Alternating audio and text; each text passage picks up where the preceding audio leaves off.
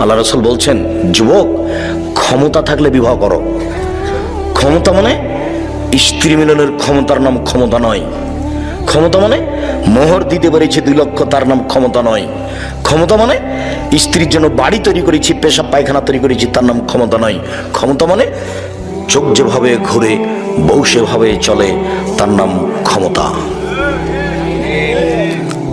চোখ যেভাবে ঘুরে মানে বউকে যেভাবে উঠতে বলে সেভাবে উঠে, বউকে যেভাবে বসতে বলে সেভাবে বসে, তার নাম ক্ষমতা।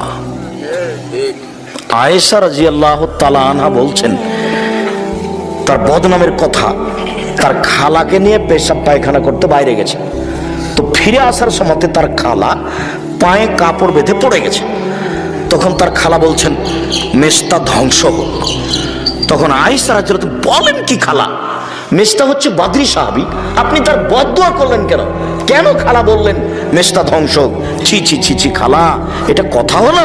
মেস্তা হচ্ছে বদরি সাহাবী, বদরে উপস্থিত ছিলেন, বদরের যুদ্ধে।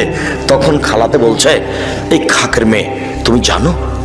বগুড়ার ভাষায়, ধুর হামদা, তুই জানিস ঘটনা কি?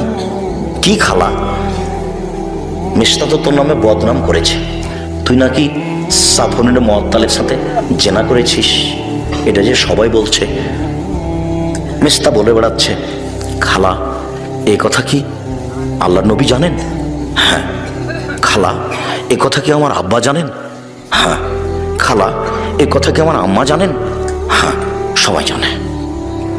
একটু পর আল্লাহর নবী এসেছেন বাড়িতে। তখন আল্লাহর নবীকে আয়েশা বলছেন, আমি আমার বাপের বাড়ি যেতে অনুমতি চাচ্ছি। বুখারী মুসলিমের হাদিস। আমি বুঝাতে পারিনি কি বলতে চাচ্ছি। আমি বুঝাতে চাচ্ছি যে আয়েশা বাপের বাড়ি যাবে, তাই অনুমতি চাচ্ছে কার কাছে? স্বামীর কাছে।